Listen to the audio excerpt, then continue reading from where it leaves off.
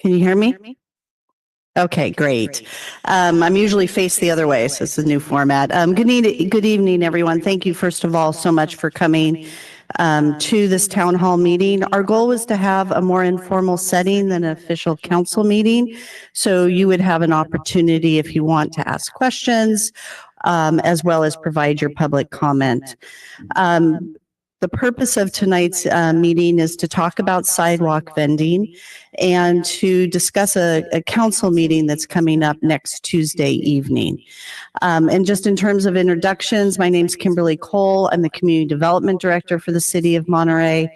And I work on a wide variety of policy issues for the city.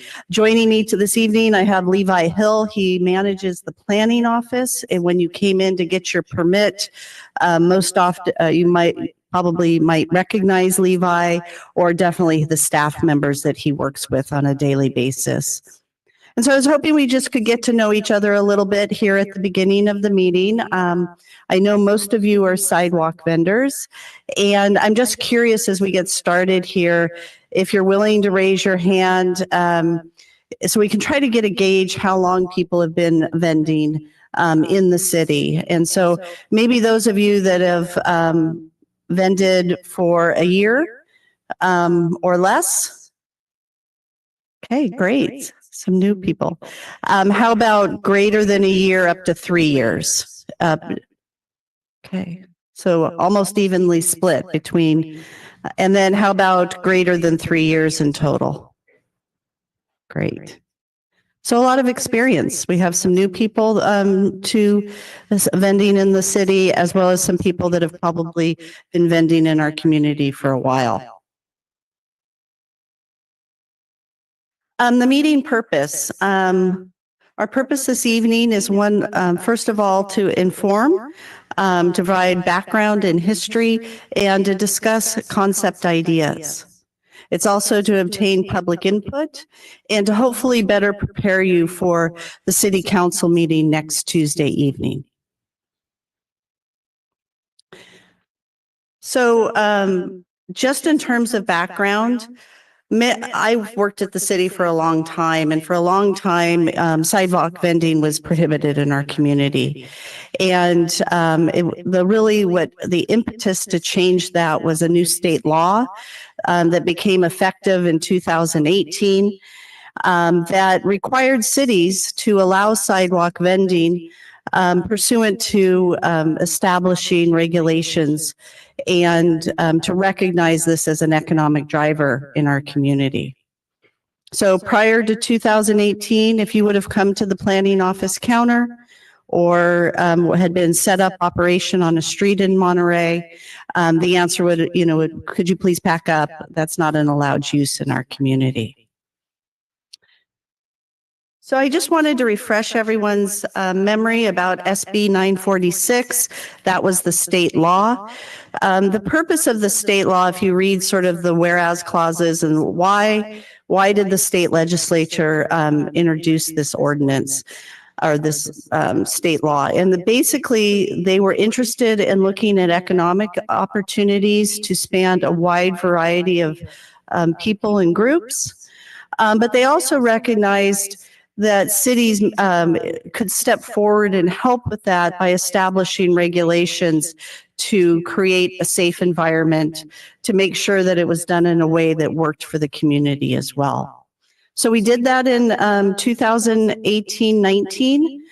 Many of you may remember we had 3 very long meetings here at the city council where we debated different issues back and forth and ended up with the ordinance that we have today. The ordinance that's on the books has basically been in existence since 2019. For me personally, because I was involved in originally writing the ordinance, one of the really unexpected outcomes for me was that almost all of our sidewalk vending happens in a very compressed area. When we were writing these regulations, I really thought that there would be a lot more people locating up and down Alvarado Street, maybe in our city parks, and operating in different manners. And so what we found, and I think most of you probably realize this, Most of our sidewalk vendors locate between the Wharf One parking lot and the wharf itself. And that's a complicated area because, as you know, half of that area is owned by the state of California, and they prohibit vending in that area. So the state law did not cover state property. Only city property is where it has vending is allowed. So I know you're all very familiar with that, and that post that's in that waterfront area that says state this way, city this way, and that's sort of a demarcation point right now. So what are the current regulations? One of the primary regulations is that a 4-foot sidewalk or walking area be maintained around vending. And the reason for that was to meet a basic minimum requirement for accessibility. And we have to maintain a 4-foot path of travel to key destinations. So it was to make sure that that was maintained. Some of the others are pretty self-explanatory. You can't impede safe access. There were some minimum setbacks to freeway ramps, 500 feet. We don't really have people locating in those areas. So some of those regulations, while they're on the books, are not really ones that come up very often.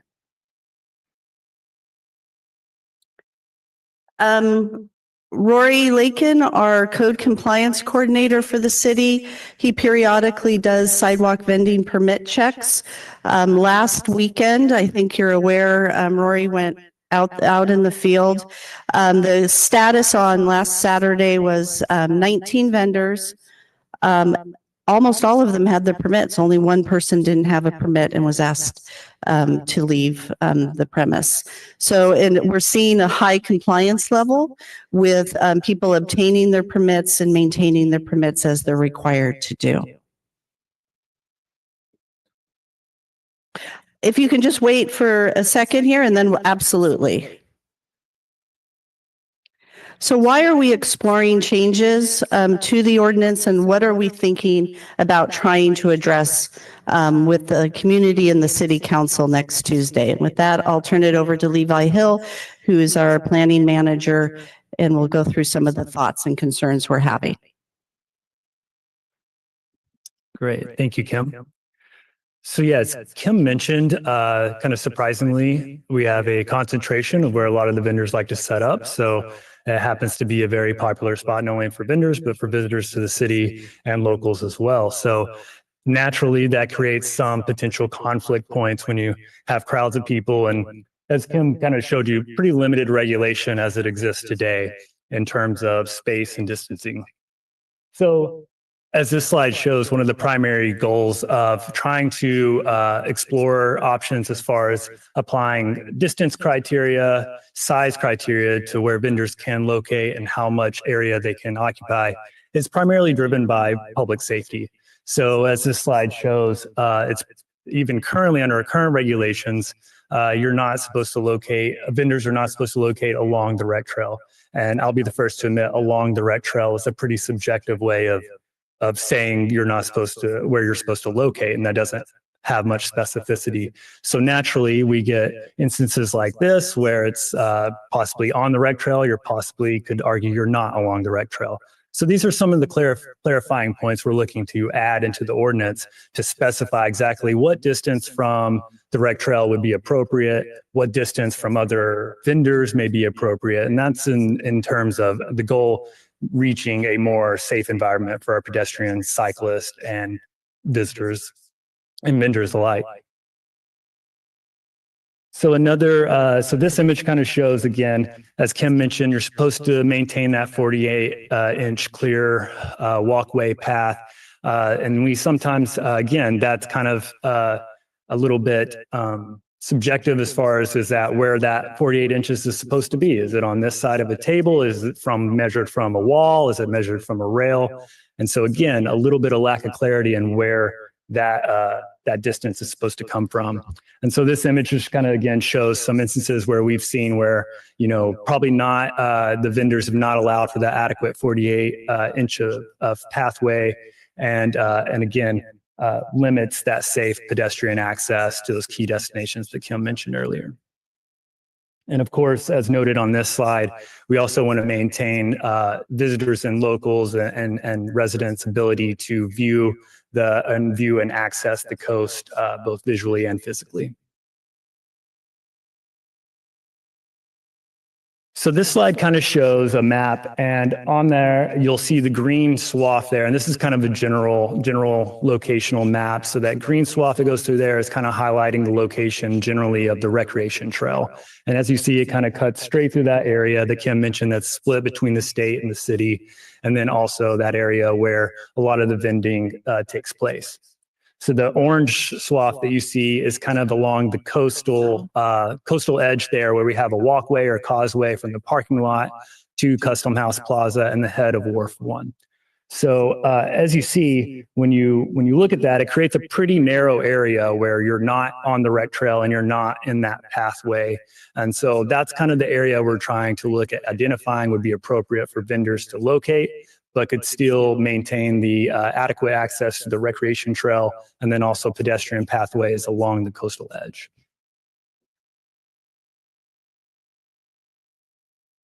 So some other changes we're looking at is applying some criteria that's distance criteria and where people can be located in conjunction to monuments or statues that may be in the area. And again, these are citywide regulations. They're just a lot of this is conversations focused on the head of the wharf because that's where we see a lot of the vending taking place. But these rules would apply elsewhere as well.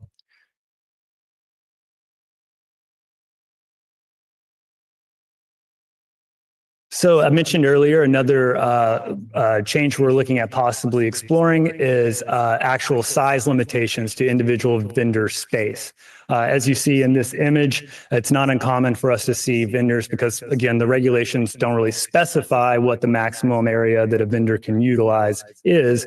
So it's pretty routine for us to see vendors utilizing multiple tables and taking up quite a lot of real estate out there. And so that's something we saw problematic as one, because it again kind of impedes that safe pedestrian flow when there's a long row of tables there along the recreation trail. And then two, we're looking to see if this is a way that we can apply a little bit of fairness into the vendors as well, so that you don't have a monopoly of space that it spills and then would impact another vendor.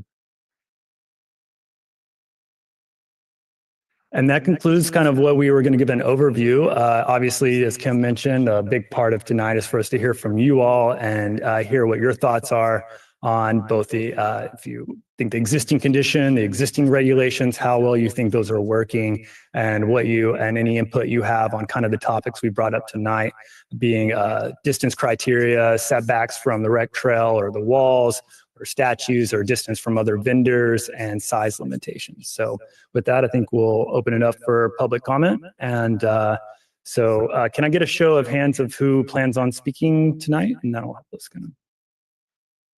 Okay.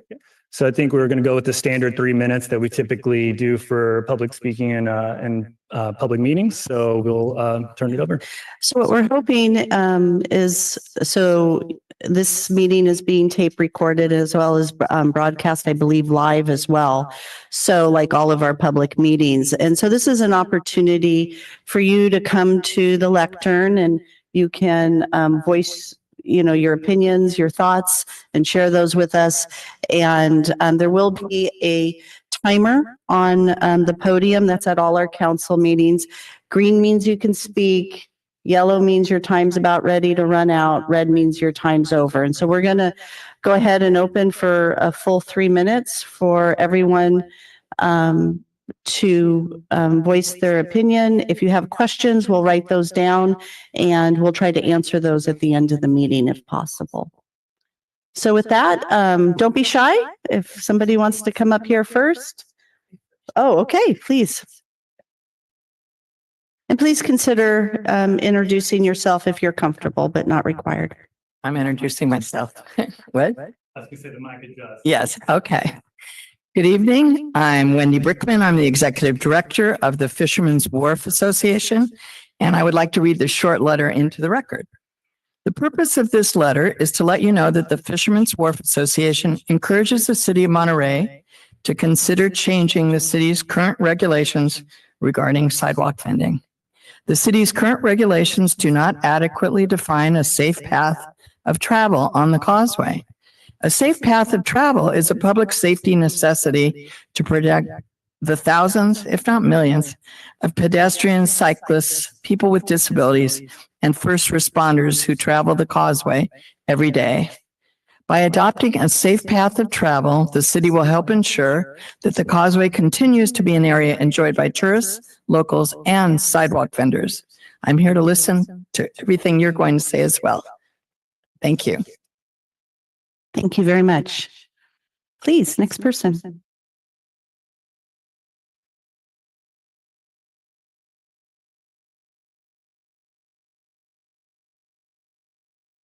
How's it going? My name is Thomas Sims, and I believe I'm one of the youngest vendors here at the wharf.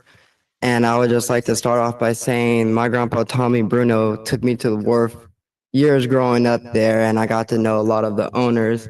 I'm blessed to be now able to sell at the wharf.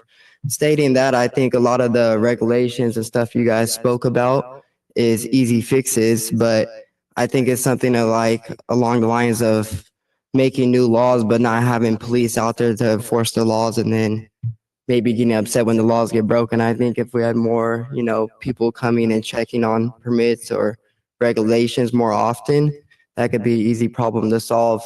And I believe along the vendors at the wharf and owners at the wharf are not looking to have 60 more vendors there and, limiting the amount of space, but the vendors are there now to work with each other, now know the regulations, and like I said, are easy fixes, but adding 50 more vendors down there, closing up space is going to be more chaotic than ever, especially if you have people not regulating it as often as, every 2 weeks or 3 weeks. So these are things that I think are little fixes, but like I said, more regulation is something that us vendors and owners would like to see. We're not opposed to that at all. So yeah, it's my end of speech. Thank you, Thomas, very much.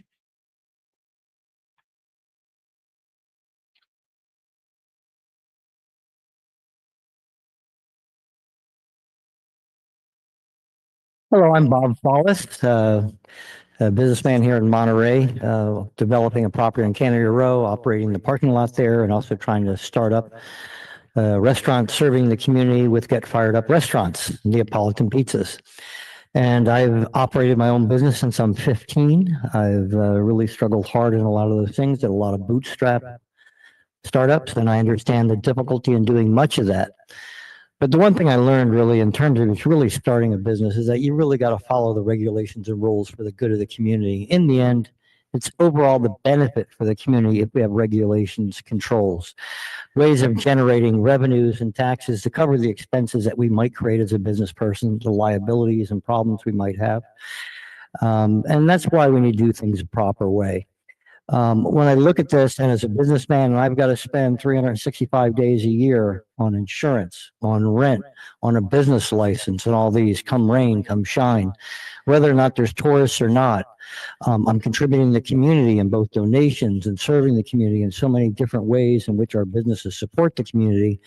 365 days, we're there doing that.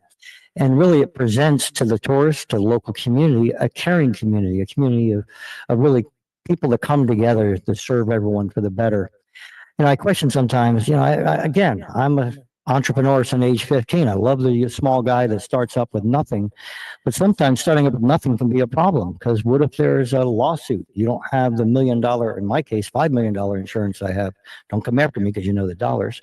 What if you don't have the money to really solve an issue where someone gets hurt or injured? The laws have recently changed where they've made it street vending of food substances, less requirements on them for refrigeration, etc. We're seeing more outbreaks of health issues with people eating food that's not proper. Having an establishment requires you to get financing, the funding and money to handle such problems. Unfortunately, a street vendor that throws up a table, a lot of work, I'd never do it, may not have those resources to solve the problems. What if you buy an object for them and it breaks and it's not good? You go back next week, next year, they're not there. We as a business person have a real we're in this community. We're there to solve that problem. We've got to worry about them coming back. When it's a rainy day or when it's winter, we're out there taking those expenses on. The local vendor guy that shows up, God bless him, but he is there and he's saying, oh, it's too rainy, it's too cold, not enough people. He's not carrying the expense. He's not contributing to society, in my opinion. And we look at what fees we're charging them. We're charging them what, $400 a year, I think is the permit amount. It's $1.10 a day. I got to pay my business insurance at a much higher rate. Why should we have that inequality in doing so? I really look at what do the tourists feel about in this? Do they really feel like we're getting something as a benefit from these people or not? But I appreciate them. Good luck to them. I'd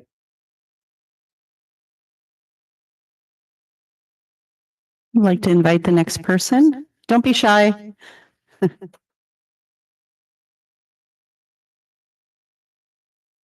think you're familiar with this, but.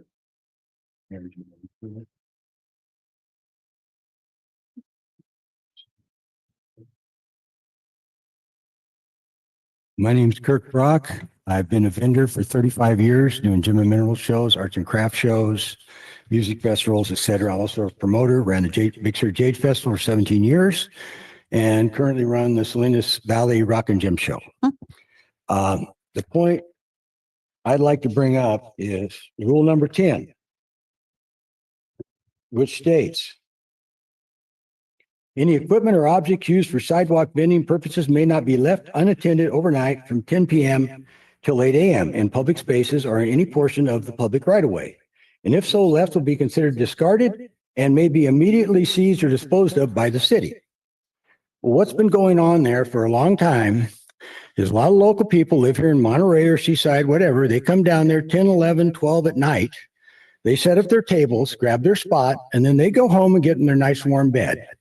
And then they show up again at 8:30 in the morning. Last Saturday, I got there at 6 o'clock. I live 10 miles south of King City. I got there at 6 o'clock. There was no spots over there. Everything was taken. There was 2 people attending their booths, Daniel and Marina. The rest was a sea of tables with nobody there. So I think those tables should be confiscated. And I see that you have people from the city of Monterey working down there, the street sweepers out there at 3:30 in the morning. You have employees out there in place. You don't have to authorize overtime. And you have infrastructure there with a transfer facility for the garbage within 100 feet. I see the guy with the garbage trucks go by 3 times a day out there. So I think it's only fair that if you come set up your tables, you must occupy them. Not go back to your car, go to sleep, not go back to home and go to sleep, and then show up at 8:30. I'm there at 6 and I got no place to set up. It's first come, first serve. Setting your tables up and going home is not first come, first serve. And I would like to see that law, that rule enforced. Thank you very much. Thank you very much.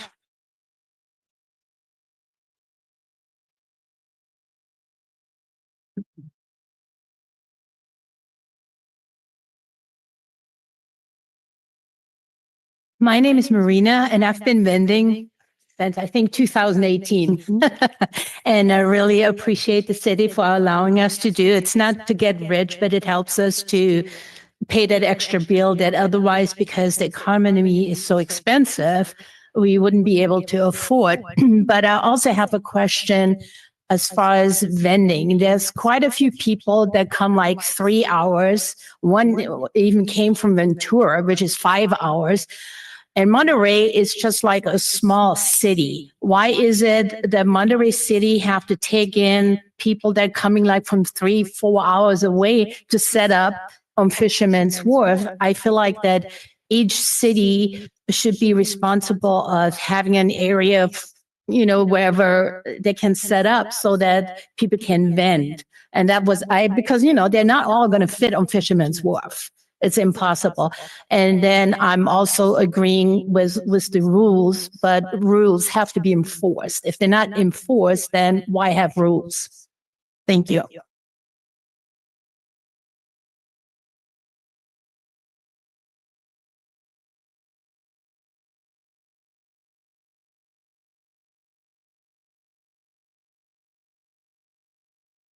Hi, my name is Rafael Cenizo, and I'm one of the vendors over there. I've been doing this since 2020. Me and my wife, both disabled. So to answer a comment that the gentleman made, we do pay insurance. We pay $3 million insurance. So we're responsible for any damage that we make. We're there every weekend because during the week, there's no people, so it makes no sense to go over there. The next thing I want to point out is the regulations, they need to be enforced. The rules, they're not being enforced at all. The other thing I want to point out is that we are local people, and the planning department or the city department, I don't know who, keeps issuing licenses to people from out of town. And that's creating a bottleneck in there. There's too many vendors. Roddy went there Saturday and he counted 19 vendors. Last time I counted it was 28. So a lot of them haven't showed up yet. So it's a lot more than that. So I think we got to stop giving permits to, that many permits, or keep an eye on that.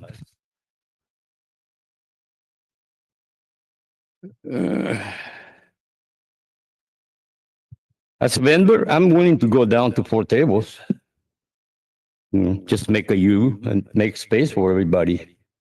But I don't think less than 4 tables will be advisable to do business. I mean, what are we going to sell with 1 table? Nothing.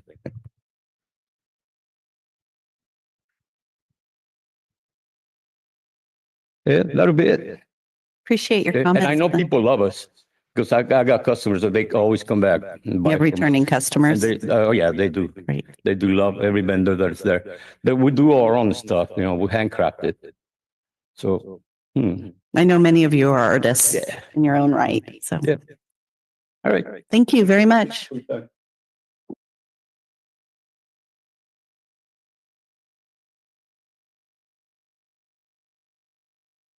Hello, I'm Julia. I'm one of the artists down at the wharf. I sell my paintings down there. I'm a Monterey resident. I've been down at the wharf since sometime last year, and I would argue that we are a really valuable resource for Monterey.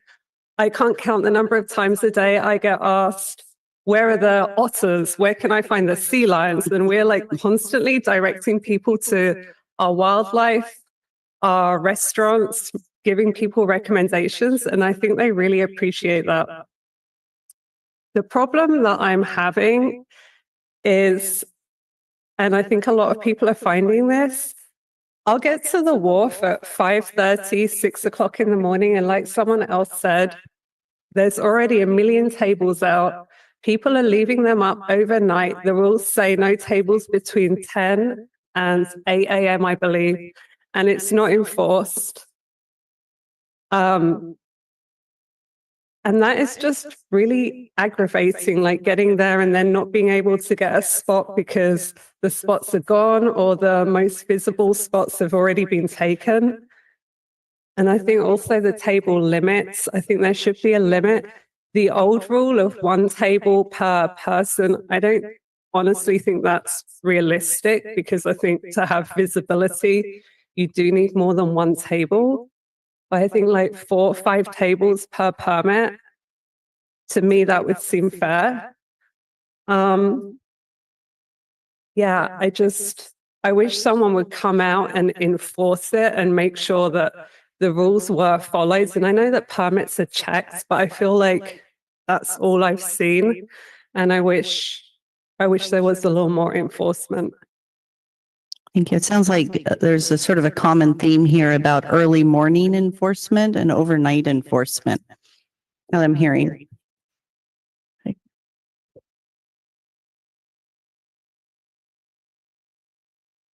Hi, my name's Athena Zenizo. My husband and I vend at the wharf. We have a business called Rafa's. We actually, aside from paying our insurance, we do hand out business cards. So customers can get in touch with us at any time should something go wrong with our items.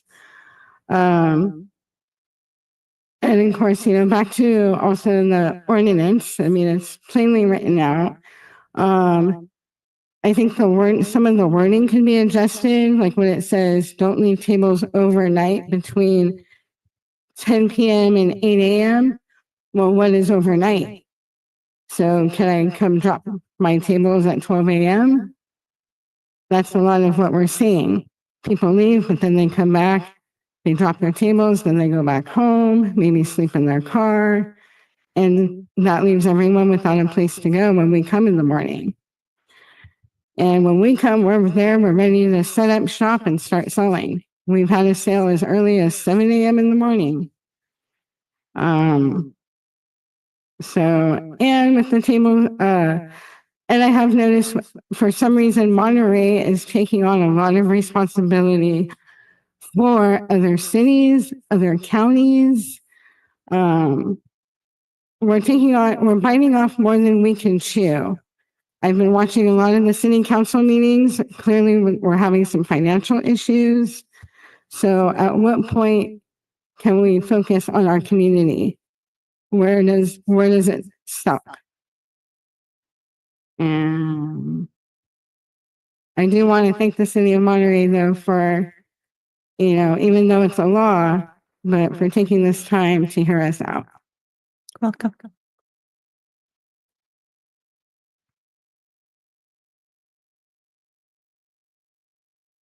Hello, my name is Daniel. Oh, excuse me.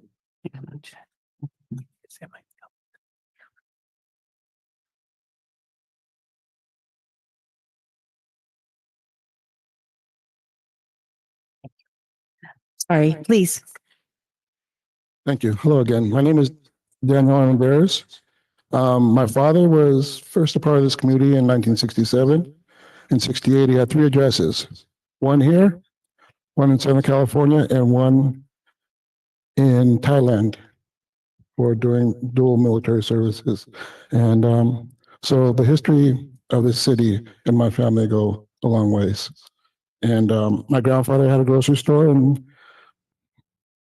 my great grandfather had property. We're a family of gardeners from over 100 years ago.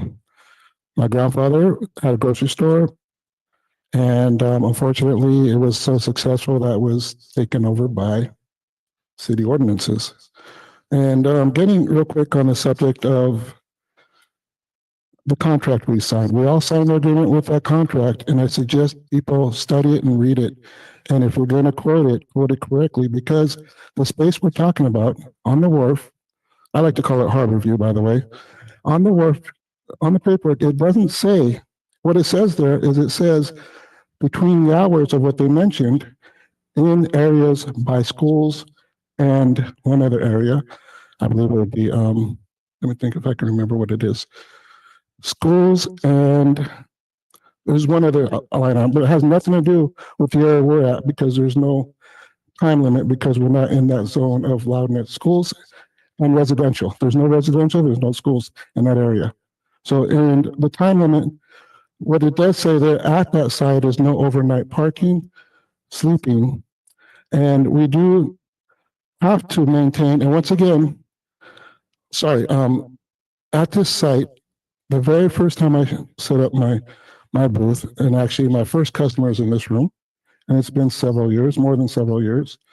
And I've seen a lot of changes during COVID. It got difficult because almost everything shut down. But thanks to businesses like me, able to function and actually remain open and provide a constant flow of people still accessing that area.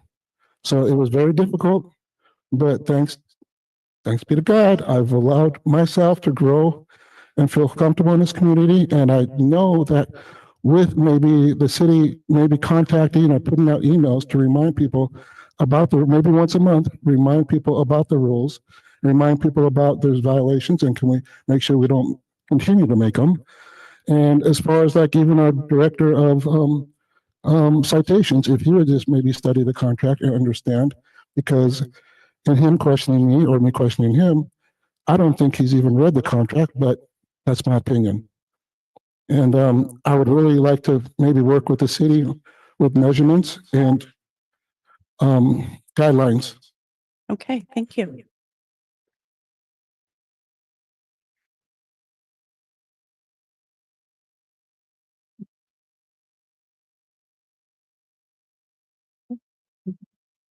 I'm Mira Nissim. My husband and I are vendors on the wharf since 2019, selling jewelry that we're making by hand.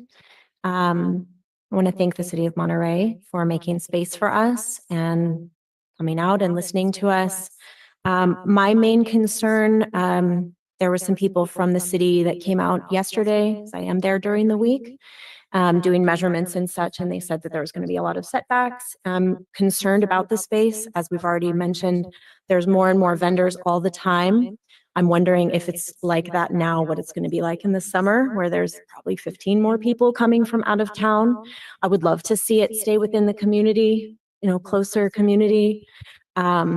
Because I think that we do provide a lot of value with our crafts, and we do provide a lot for the tourists and helping direct people, as some of you have mentioned.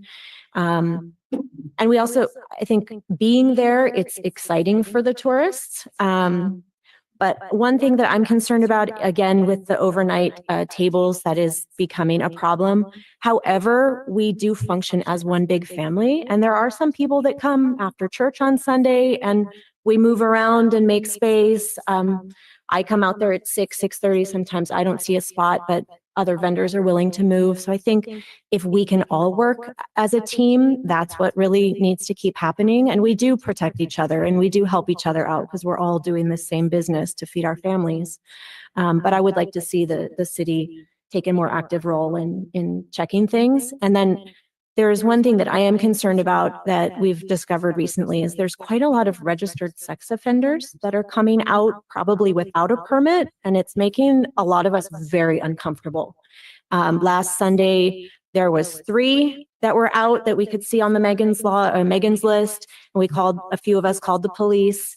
Didn't really do much, but we were very uncomfortable. And so there's those of us that get permits and get our fingerprinting and make sure we have background checks and we pay liability insurance and we hand out, our business cards, and we make sure that our customers have that support. We are legitimate businesses. We do stand behind our products. We do, everything that needs to be. We pay our California taxes, but there's a lot of vendors that come out for a couple hours here and there, or they come in the evening, and it's very shady.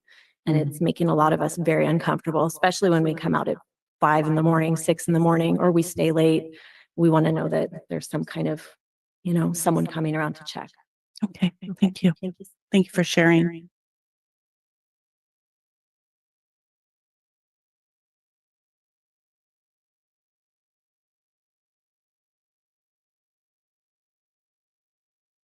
Hello, my name is Lisbeth Grijalva. I'm a new vendor, been here since last May.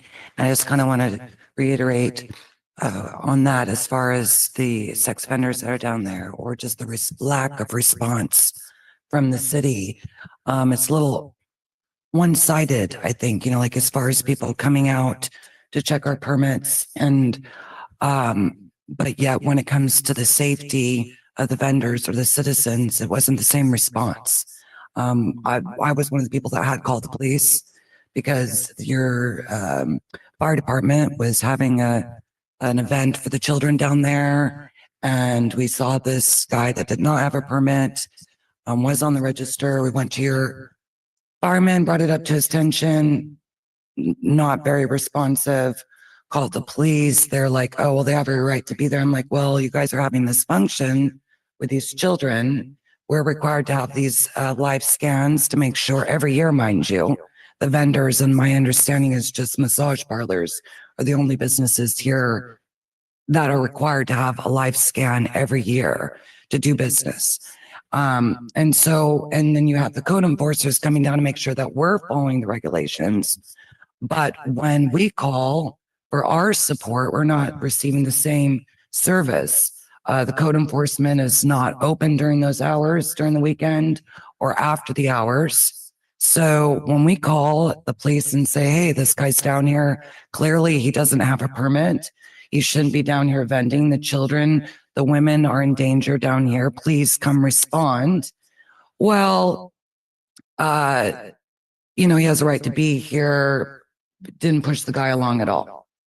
You know, and he's taking business from a mother and daughter and family and doing pictures of him, and the police do nothing. You know, And just so I have a point of clarification, is this someone busking versus maybe like he's down there doing, he's not the main caricature guy, portrait? just some random Okay. guy that's coming down that's doing portraits. Okay. And so I pointed out to the police officer, clearly he does not have a permit. So if he's within whatever his regulations are as far as being close to kids or women, fine. Tell him that he's not allowed to be down here because he doesn't have a permit.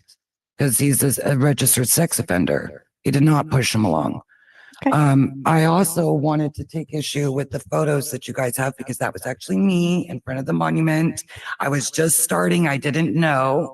But when you guys addressed this last year with these last year's pictures that you're showing now, what I did notice about all the vendors is that they do self-regulate. You know, they let me know, hey, these are the regulations. This is how we conduct business here. I'm like, okay, great. Let me know because I want to be doing things the right way. You know, I am fourth generation to this area. That's it. I just wanted to say that's not inaccurate. We are right. Okay. Thank you. Anybody else in sort of this first phase here? Oh, that's great. Hello, my name's Scott. I'm born and raised in Monterey County. I've been vending at Fisherman's Wharf for 17 years. So I guess accidentally, I somewhat started this, started it all. And I'm very proud to be there and very proud to be a part of it. The things that I'm concerned about, I don't think it's going to work, especially this summer, if we don't do something about the number of tables. Another issue is the tables that are abandoned on Saturday and Sunday. It's a ridiculous amount. There's at least 100 tables with nobody by them. And let's see. Also about the rec trail being impeded by vendors it's not happening. I've never seen an accident with the vendor or anybody on that bike trail in the 16 years, 17 years I've been there. Thank you. Thank you very much, Scott. Hello, everybody. I'm Jesse. Sure, everybody knows me. I want to commend everybody on their comments and what they're feeling because this is great that we can all get together and share what's happening. And I think the number one problem, if it needs to be fixed, is the compliance. When Bill used to come out there, he would be out there every other day and everything was smooth. I think a lot of the issues like the tables and things being overnight, I'm one of them. But I can tell you that I've been doing it because when I show up in the morning, there is no spaces. And and then I was copying what other vendors were doing. And I think if it is complied that nobody can do that, then I'm fine with that. And I'm sure everybody else will be too. But I think the compliance needs to really be enforced. And then the gentleman back here, he's talking about how he has his business and he pays all these fees. Well, that's a choice that you make for your business. This is our business. And we all are taking care of our kids, our families. We're supporting ourselves. And I've been out on Monterey selling for 16 years, not all on the wharf. I was down at the farmer's market for 10 years. And what I do out there is doing repair and custom work. It's a service that the community needs. Nobody else in town does that. And I do pass out cards and it's a good atmosphere for families to come out. And we do self-regulate everybody. Everybody lets people know what they can and can't do. And there hasn't been any issues. There hasn't been people calling the law to come out, you know, because vendors are fighting or because things are going on with the vendors. We don't leave trash. We pick up after ourselves and we're very meticulous and polite.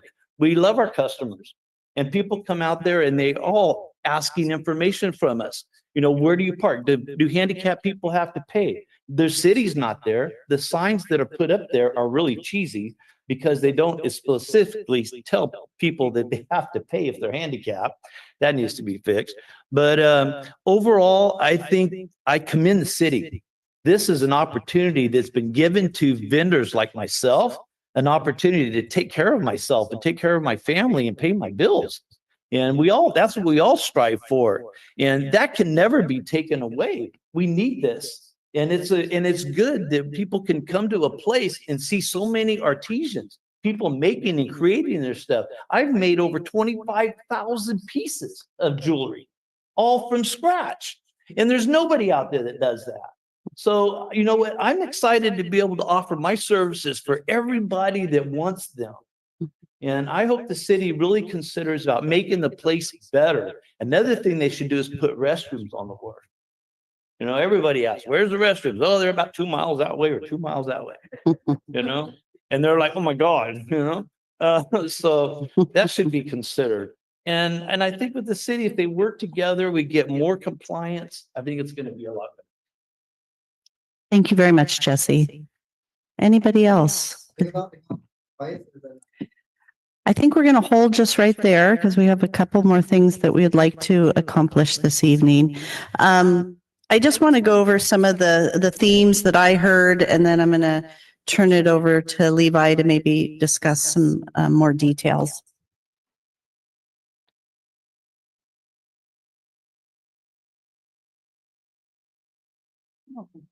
I'm good. So some common themes that I heard. More enforcement overnight, enforcing the regulations for when people can set up and take down, and enforcing that more. You know, that's always great until like I'm the one getting the ticket. So, you know, I'll just put that out there but I hear that theme, and it seems like there's a lot of agreement that abiding by whatever hours the city establishes and enforcing those would be well received. I did hear this concept or this concern, you know, as popularity's increased, we had 19 vendors out there last weekend. We don't have a limit on the overall number of vendors currently that can come and get licenses at the city. And we don't have any numerical limit for that particular area. And especially as things get more and more popular over time, what is the capacity of that area, and how should it be managed is what I heard as a concern. I did hear this concept of local preference, that, you know, can we limit permits to people that live locally or within the city or the region versus out of the area? I've never worked on a regulation where we've done that before in the city. Usually, if people come to a city office, anyone can get a permit. There's usually not a local preference, but we can look at that and see if that's a possibility. Insurance, all of the vendors are required to get insurance. You also submit that with your application. I know that's challenging for many of you on the timing issue. But I do want to clarify, everybody does have insurance. And the one speaker is correct. This is one of maybe only 2 types of businesses that go through background checks. And so you get fingerprinted, I believe, yearly, and there's a background check. So anyone that's, you know, convicted of more serious crimes will not be given a sidewalk vending permit. I think what you're bringing up is the buskers that are out there. No, this is actually vending. Okay.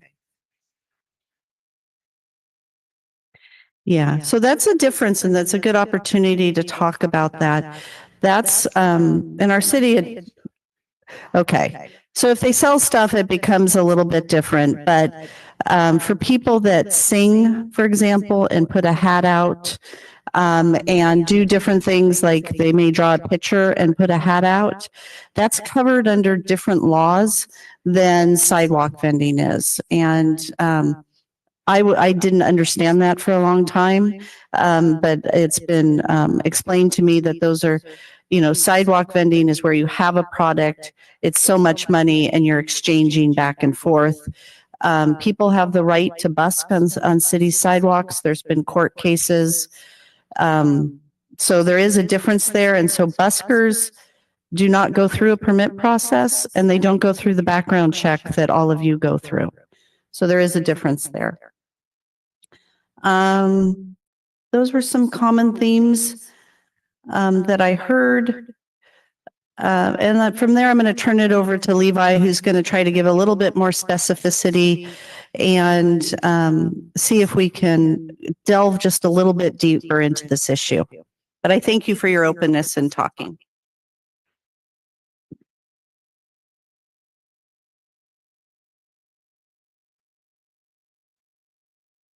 Okay, thank you, Kim. And thank you all for those comments. It was actually really informative to hear from you all and what you're experiencing actually being vendors and interacting with one another. So that's really helpful. As Kim mentioned, there were some reoccurring themes that we were hearing there. And it's kind of interesting. I think you guys are kind of running into the same questions that we're running into, which is how do we strike the balance that allows for all of you to be able to vend out there and be able to carry on with your vending activities, and how do we strike that balance in both location and maintaining that pedestrian safety and cycling, and then also maintaining the ability to have the most vendors in that location as possible, which is going to ultimately come down to how much space each vendor is going to be allowed to take.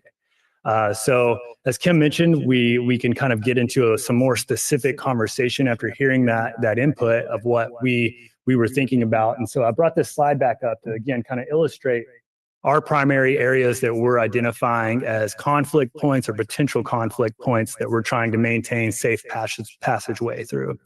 And so we'll start with the recreational trail. So the recreation trail, as you know, cuts straight through that area. And there's no vending allowed currently on the recreation trail or along it as it's written in the current code. So we were looking to add specificity of that and adding a 15-foot setback from the perimeter of that recreation trail. The easiest way to measure that is going to be from the center line of the recreation trail, that yellow line that goes there. So that would be 25 feet from the center line on either side.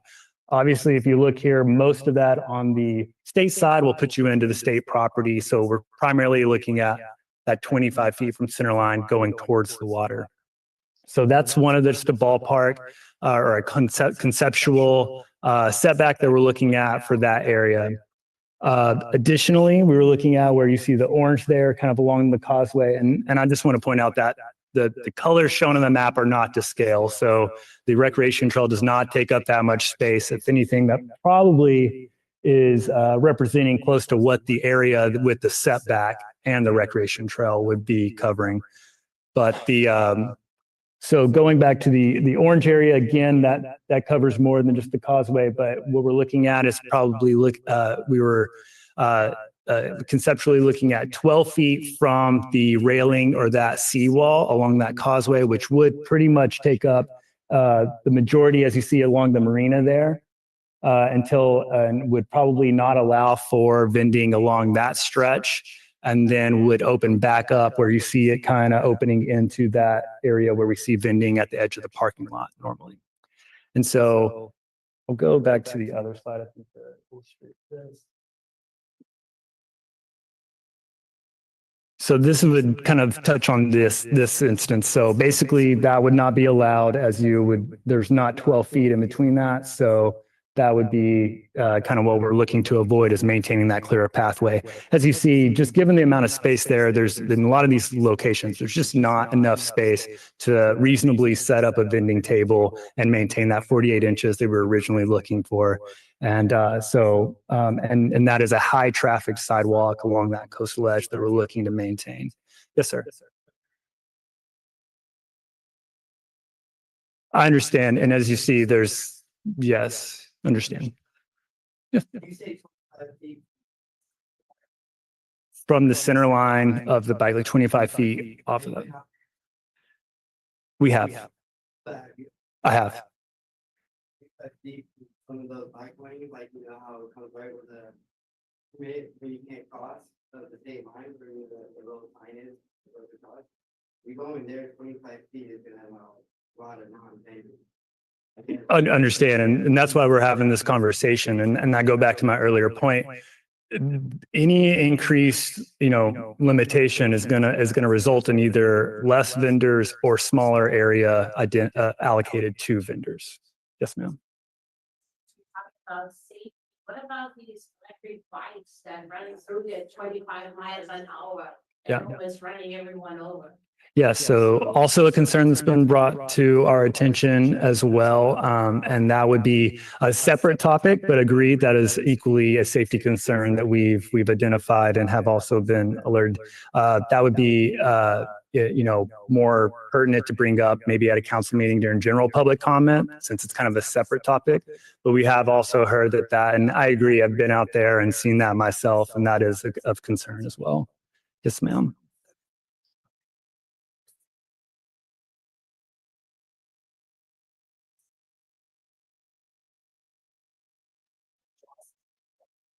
Water tank going through that. So basically it's just an alleyway of Correct.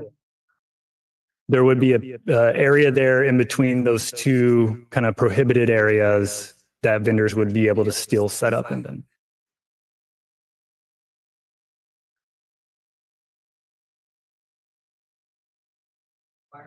why are we, I believe when I started last year, this was kind of brought up, I thought I was going to make it better.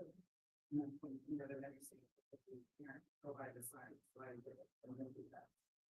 And so I don't understand why this was like last year, so last year, I don't think we're doing that in order to have right now.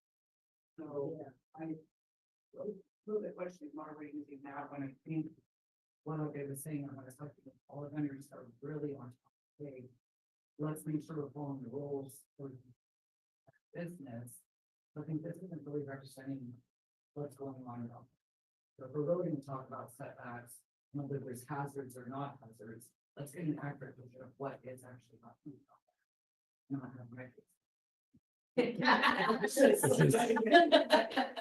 Well, Is another your- thing, I think like how you're saying, you guys want vendors to be able to set up there.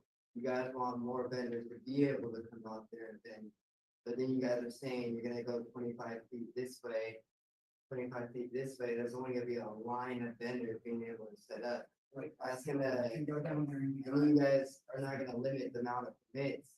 I think every vendor here would be willing to pay quadruple the amount of how much it costs to get a credit permit, even 5 times, 6 times more.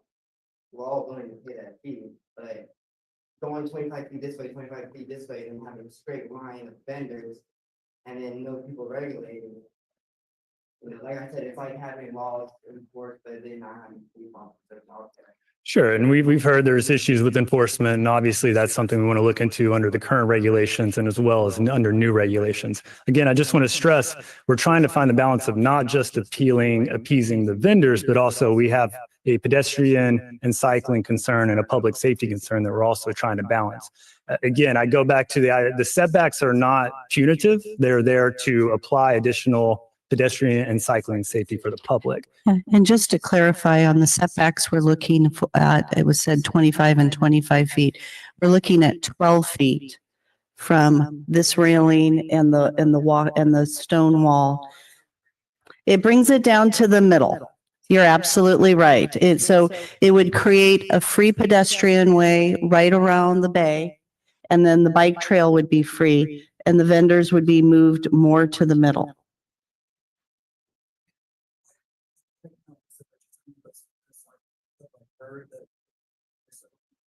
Now, but where is the hazard as far as it's enough? There's alleys going through all the vendors right now. So there's the rock edge for the incident where there's been an accident. We might have to do with the vendors. That is causing this discussion. Is it just the word vendors?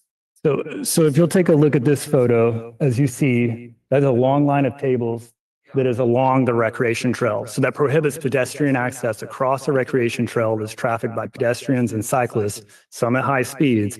And you're limiting the ability to cross when there's a 20 to 30 foot row of tables blocking. But we can understand, but we can't we can't depend on you setting up in a way that allows for pedestrian flow. We have to have regulations in place that require it. Yep. You're not required to be at this location. Oh, yes, we are. Oh, yeah, yeah. When you guys get permit. We don't go on that route. That's not true. There's a citywide ordinance. It's allowed.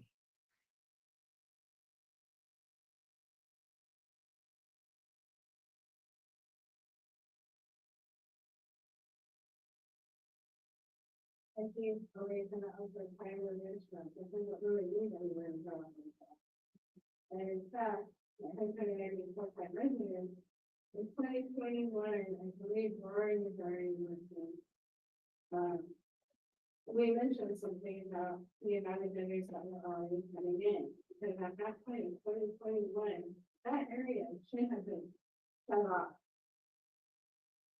And we're here all year long. We live there. So we sent something out resident in 2021, 2022. At that point, because we're a small group at the time, the people that live here, we're like, well, you know, nobody listens to us. We got here, we got. So that's a little upset. Understand. Thank you. Yes, ma'am.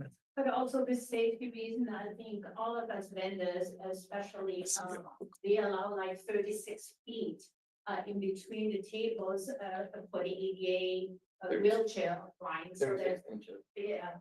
And so that people can get through there with the wheelchair. And so I constantly always, if somebody sets up next to me, I let them know, hey, we have to have this much space in between the tables so that a person that's handicapped is able to. Understand. Yes, ma'am. So you have the yellow line 25 foot that way and 25 foot that way. So 50 foot in total. That's from the setback. That's correct. Yeah. Which to me seems like a huge area, and it seems a little unnecessary because it's not like there is like 50 foot, like what is that, double this room? But I mean, my concern is doing this is going to put a lot of people here out of work and we rely on the wharf to pay rent, and like I don't understand how did you come up with 25 foot? Like it doesn't really seem to make any sense to me. Sure. And I thank you for that comment. And that's why we're having this conversation. And that's to get an understanding of what seems feasible, what seems realistic, but still acknowledging that there needs to be parameters placed on this and then increased enforcement around those parameters. So something that was helpful for people to keep it. So at 25 feet, now that's from the center line. So to give you some perspective, the recreation trail is about 10 feet. That is the boundary of the recreation trail is 10 feet from the center line.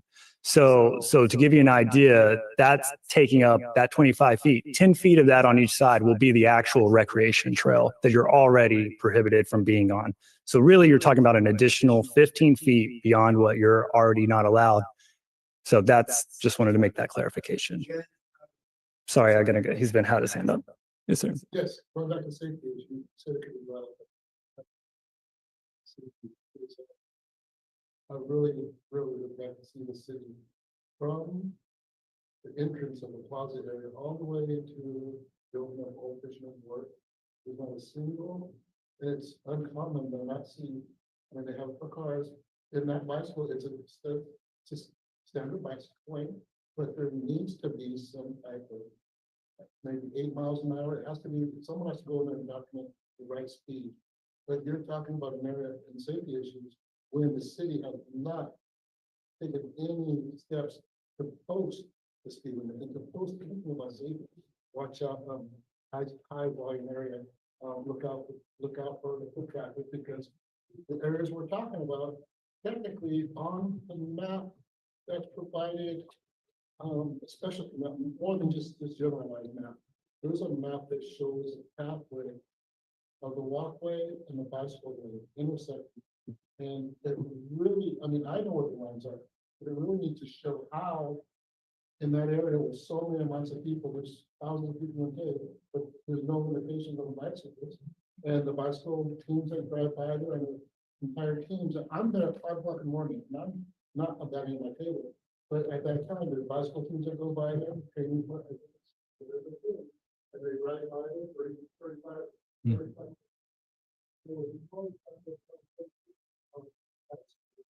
And that's where Okay.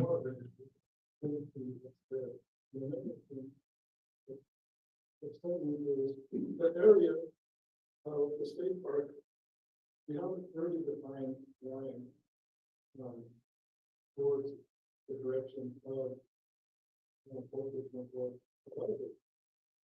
area in the state park and all the way from the south, I would say 2 stories away.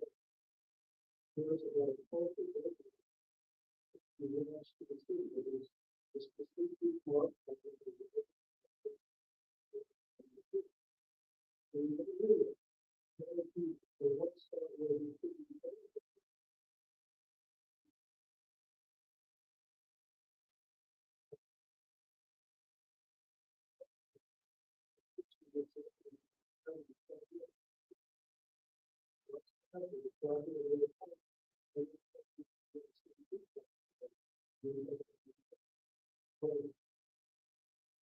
In the conversation, we recognize that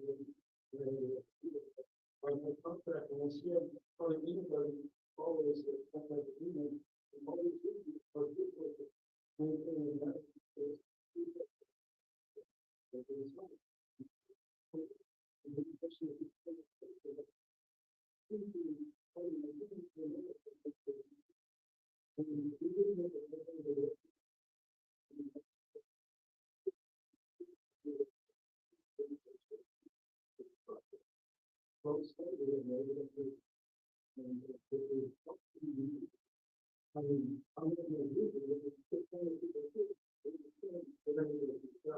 And I think that here is tough. Organize, because you guys are friends later, and someone that's been there, the only thing that you're along with is Scott. And Scott was my customer. And by knowing that area so well, one of them is Scott. But I vetted around the same square as Scott, and I know that in some areas, there are areas where how far the tables will into that. You don't have to talk about it. Let's say from the wall, more than the set, maybe goes 7 feet over, and then that widens a lot more than the spring. 12, 14 feet over. And it's really in their flats, and that's what they can say. Have somebody combining your skills of the city and somebody that knows the area and understand about volume of space. Mhm. And I could probably help solve a lot of That's helpful. Thank you. So yeah, again, noted on the posted speed limits, that's kind of a separate issue, but definitely worth bringing up on its own merit. Real fast. So it sounds like there's as you mentioned, there's some confusion and unclarity. And I think that's one of the things we're looking to establish with the new regulations is exactly what the rules are.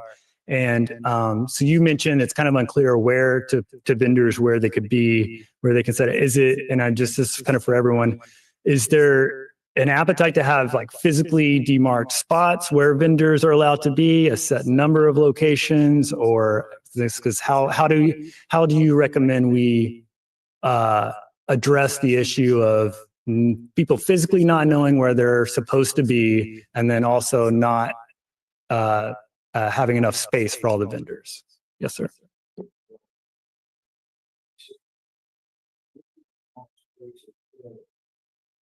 Not restricting the amount of vendors that can be there. There's not enough space already for the vendors that exist. So we have a problem there. I don't hear any solutions to the problem. And up to this point, I've been out there for 3 years. Like I said, I've been vending for 35 years. I don't imagine myself. These shows, we go to show, there's somebody in charge there.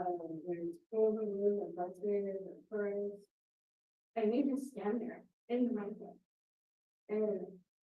And my opinion is that it wasn't for vendors.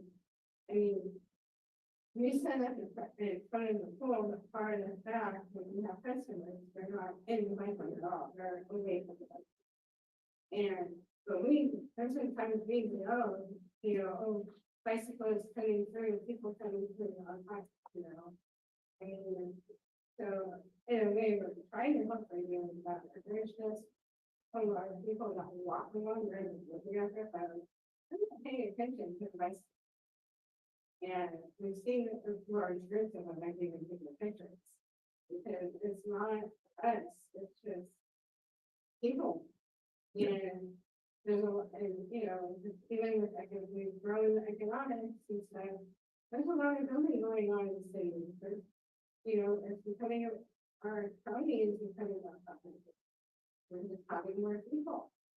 Yeah. So, but I do feel we help. Thank you.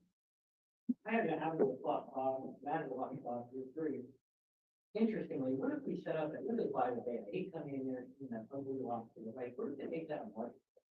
Where you could really set up a much bigger area, accommodate more people, more control and flow to it. And I think it would be more attractive to the tourists at one place to go, if you had lots of space in the area, much more attractive as an entry right into the work there. I do not agree with that, because you just want to throw it to the fairground. Okay, and I'll just clarify. Their permitting is, you are permitted to vend in other areas of the city. You're not, the wharf is not the only place. So I just want to clarify. So we can clarify, you can look at the current regulations in the code, specify where. Yeah, I'll give you my card and we can have a discussion about that, or you can call me, but yeah, I'm not going to read the code to you. We don't have a map that's going to be the city. And so there's specific parameters that you must abide by as you're vending, same that's stipulated on your permit. It doesn't specifically say at the wharf. Those are the same parameters in which you're allowed to vend elsewhere in the city.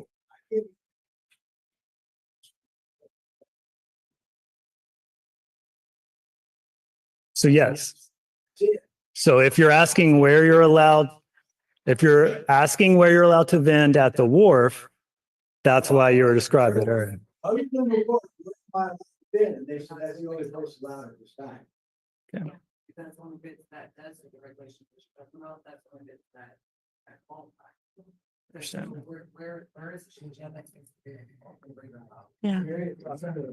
So we can work on clarifying that. As Levi suggested, you can vend citywide on our sidewalks, and you have to maintain that 48 inches clear, but it can be much broader than. That's, for me, this was the most unexpected outcome of the ordinance, where most people are located in this confined area. I thought more people would locate on, quite frankly, Alvarado Street. We've all been told. Yeah, we've all been told you can't do that. Okay, so, Specifically. I'd love to go Alvarado myself. okay. Okay. Yeah. So thank you very much. That's an important thing for us to understand, and we can clarify that. I could see a map of precisely exactly where it is allowed, where it is not allowed. Yes, sir. I have a couple of questions, actually. First of all, we're trying to put in place. Do you staff on the weekends, or are they Monday to Friday? Do you have available staff to do the enforcement, or is that going to be an additional ask in the city? That's my first question. And my second question is there a draft ordinance available to do that? You guys, have you started a draft process to present to council? I got on the website to see if I could find a draft ordinance of staff suggested change for a staff report, council report, and I haven't been able to vote to. Is that out there? Is it available? There's not a publicly available draft ordinance. Part of the purpose of tonight's meeting is to help us kind of refine anything that we're going to recommend to council. So that's the purpose. So we're getting, yeah, I've kind of shared some of the kind of ideas that we've had as far as the distance setbacks and table size and that kind of limitations. But yeah, the purpose of tonight's meeting is to gather that input. There will be, yeah. And I'll let. Also, right now we have one code compliance coordinator for the city of Monterey. That's Mr. Lakin. And so he coordinates every complaint that the city receives citywide. So one of the things that I'm hearing, and he works from 8 to 5, Monday through Friday. I mean, those are his designated hours. If we're going to increase, we would need to look at other staffing resources. I'm not suggesting hiring somebody else. There may be efficiencies of working with our harbor staff who do staff the harbor office 24 hours. They are that's the building sort of in the middle of the Wharf One parking lot. They also operate the trash trolley that brings trash to the compactor. Now, obviously, those people have a lot of facets to their jobs, but there might be an opportunity to check, setups and just sort of walk through there, because I know they're walking through multiple times a day with the trash. So I'm not making any commitments. As Levi suggested, ultimately our city council determines city staffing resources with our city manager. But what I'm hearing is that increased enforcement would be appreciated or desired.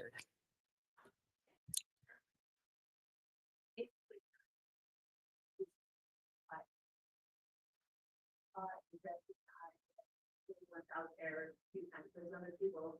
There's no issue with faith. There's no issue with the bike path on the weekday. It's only the weekend that there's a problem. Only the weekend that there's 28, 29 minutes. Saturday, Sunday, occasionally Friday as well. But during the rest of the week, this is the moot point.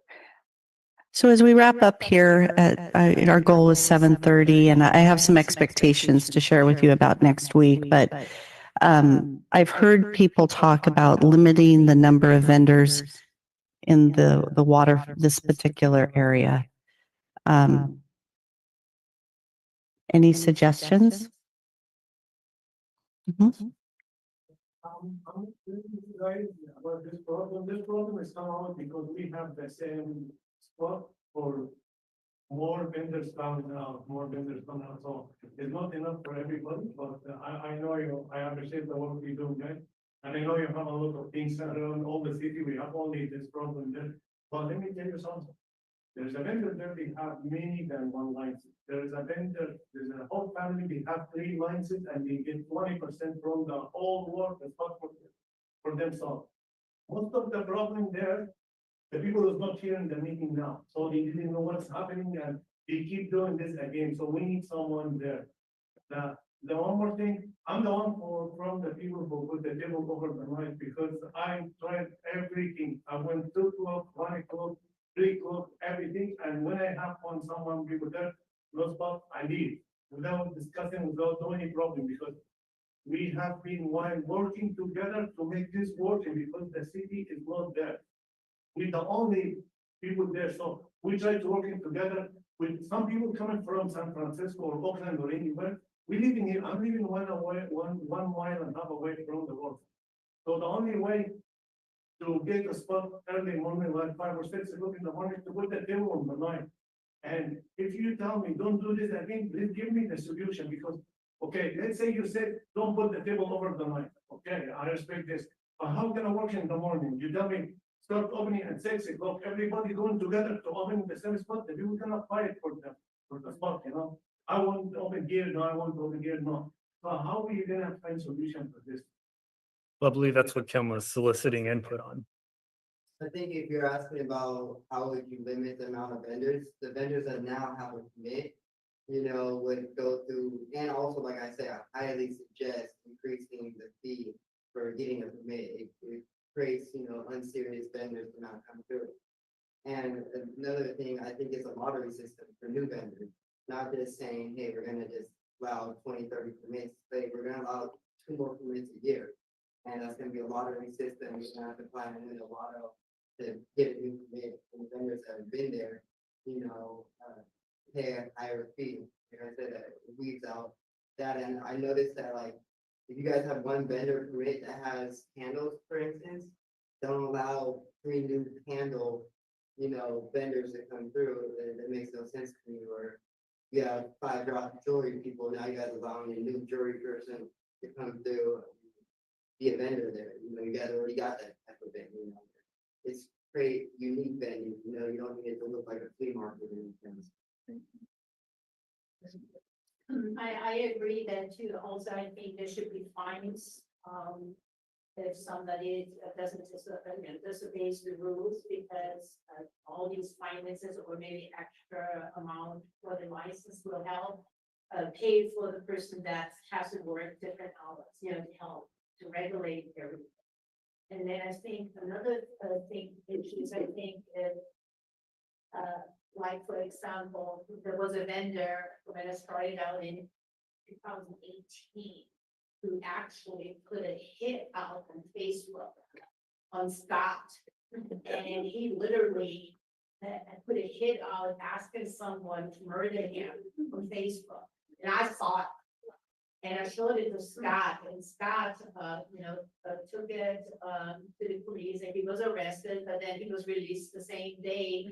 But my thing is, I think if the vendor is violent, or I see him one pull a knife, then saying you have no business vending, you should lose your license instead of, and that person was allowed to vend. You also got arrested recently for something else. Okay. Yeah. I don't have a specific answer. So I want to appreciate and say thank you to everyone that's made the effort to come out this evening. And Levi and I'll stay after today's town hall and try to answer any questions that you might have. But just talking and just giving you some next steps forward. Next Tuesday at 4:00, there will be a meeting here with the city council. It's a normal city council meeting. And the sidewalk vending ordinance concepts will be on that agenda.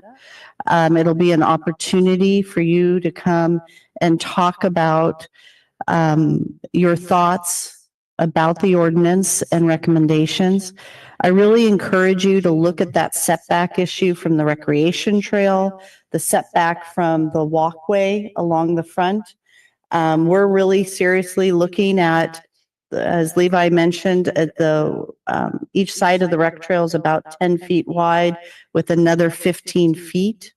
So trying to get some space next to the Monterey Bay Recreation Trail, and a 12-foot continuous path along the water side, which moves the vendors towards the middle. Right now, we're not necessarily, we have not done or thought about this lottery system or an administrative process to deal with that, sort of that first come, first serve issue in the morning. So I'll just leave it at that. We hope you'll join us next Tuesday at 4:00 in these council chambers. There are 2 public hearings before we get to the sidewalk vending ordinance. So when you come to the meeting, you can see there's these boxes by the door. There'll be agendas, so you can follow that. The packet will be published by the end of this week. It'll include things like staff reports and draft ordinances and concepts, but they're basically what we shared with you here today. So next week, you're saying that we come with objections if there is any about the ordinance of the bike path and all that, and then is it voted on next week? They can vote on it, but it really depends on, the city council always takes a lot of time considering public input. And we sort of wanted to prepare you tonight so we could have a more informal conversation, because next week it's more formal. The city council's up there. There's periods for public comment. So here are our last suggestions. So please.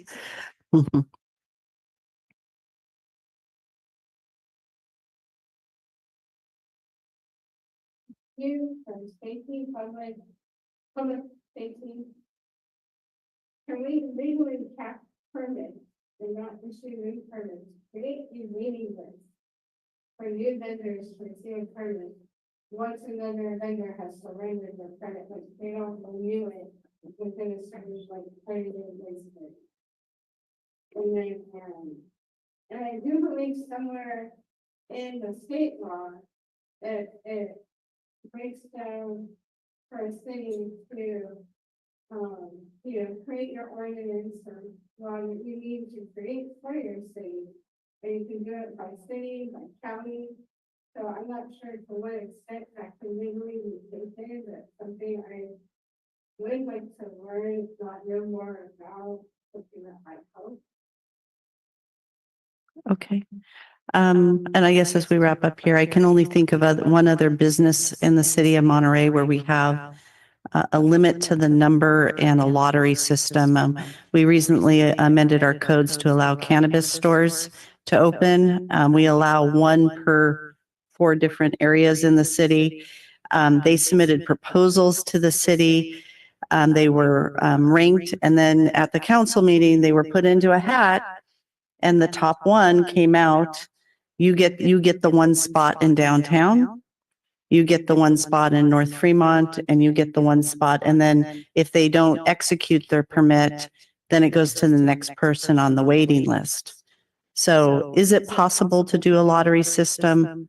I'm not sure for sidewalk vending, but it may be. It may very well be possible that we could create a lottery system and put all your names in a hat and say, okay, the top 8 get a permit, and this is where you're going to be. We could explore that. That's pretty heavy-handed, but maybe we could explore that. So things to think about and things for you to discuss. And thank you very much for coming. Bye-bye.